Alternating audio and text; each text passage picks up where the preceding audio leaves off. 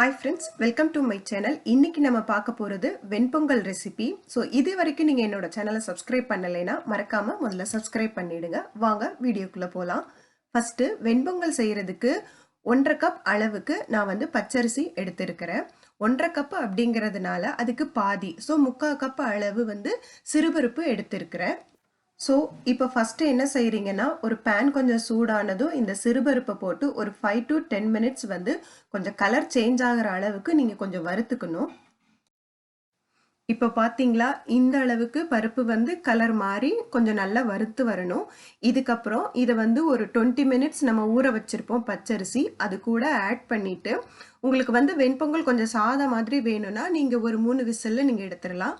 நல்ல குழைவா வேணும்னா ஒரு 4 to 5 விசில் வச்சு இதை எடுத்து வச்சுக்கோங்க. நான் இப்போ இந்த 1.5 கப் அரிசிக்காக வந்து 4 ஸ்பூன் அளவு வந்து உப்பு சேர்க்கிறேன். சோ அது கரெக்ட்டா இருக்கும்.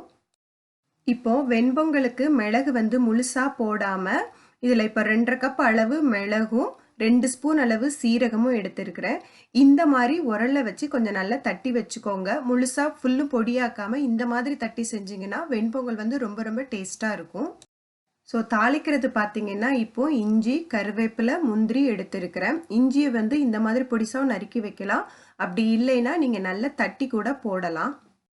பொங்கல் நல்லா கிளறி எடுக்கிறதுக்காக நல்ல பெரிய பேனா வச்சுக்கோங்க.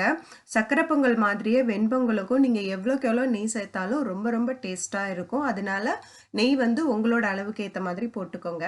இப்போ நான் வந்து இஞ்சியை வந்து பொடிசா நறுக்குனது மட்டும் இல்லாம நல்ல தட்டி போட்டுருக்கிறேன். இதனால குழந்தைங்களோட வந்து வெளியில கூட எடுத்து போட முடியாது.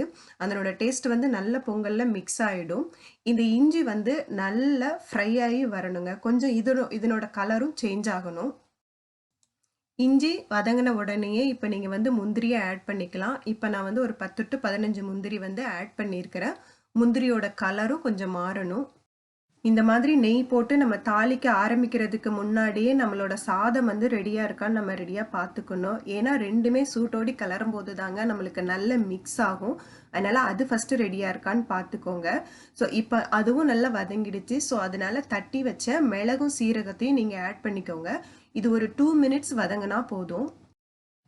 இப்போ கருவேப்பிலையை கிள்ளி போட்டுக்கோங்க. இது ஒரு ஜஸ்ட் ஒரு 1 minute வதங்கினா போதும். இப்போதைக்கு நம்ம சாதம் கலர்றதுக்கு எல்லாமே ரெடி ஆயிடுச்சு. ஸோ சாதம் ரெடியா வச்சுக்கோங்க. இப்போ குக்கர்ல இருந்து வெந்த சாதம் எடுத்தாச்சுங்க. உங்களுக்கு நல்ல குழைவா வேணும்னா இந்த அரிசியை நீங்க கொஞ்சம் கிண்டி விட்டுக்கிட்டாலும் போதும். அதே மாதிரி இது வேக வைக்கும்போது சில பேர் கொஞ்சம் மஞ்சத்தூள் ஆட் பண்ணிக்குவாங்க. ஸோ அது உங்களுக்கு தேவைன்னா கூட நீங்க ஆட் பண்ணிக்கலாம். ஸோ இப்போ சாதத்தை வந்து கொஞ்சமா இதில் வந்து ஆட் பண்ணிக்கலாம். மொத்தமாக சாதத்தை நீங்கள் போட்டுட்டு மெதுவாக கிளறி விட்டு இருக்கிற எல்லாமே வந்து நெய் கூட வந்து நல்லா மிக்ஸ் ஆகிற மாதிரி பாருங்க. உப்பு கூட பத்தலைன்னா கூட நீங்கள் சேர்த்துக்கலாம். இந்த டைமில் சாதத்தை கிண்ட ஆரம்பிக்கும் போது உப்பு பத்தலைன்னா நீங்கள் கொஞ்சம் உப்பு சேர்த்துக்கலாம். கொஞ்சம் மெதுவாக கிளறி விடுங்க. எல்லாமே நல்லா மிக்ஸ் ஆகி வரணும் உங்களுக்கு. எல்லாத்தையும் நல்லா மிக்ஸ் பண்ணியாச்சுங்க. இப்போ சூப்பரான டேஸ்டியான வெண்பொங்கல் ரெடி ஆயிடுச்சு. நீங்களும் வீட்டில் கண்டிப்பாக ட்ரை பண்ணி பாருங்க. இந்த வெண்பொங்கலோடி சாம்பாரும் சேர்த்து வச்சு சாப்பிட்டீங்கன்னா ரொம்ப டேஸ்டியாக இருக்கும். நீங்கள் வீட்டில் கண்டிப்பாக ட்ரை பண்ணி பாருங்க. இந்த வீடியோ உங்களுக்கு பிடிச்சிருந்ததுன்னா லைக் பண்ணுங்க, கமெண்ட் பண்ணுங்க, மறக்காம என்னோட சேனலை சப்ஸ்கிரைப் பண்ணுங்க.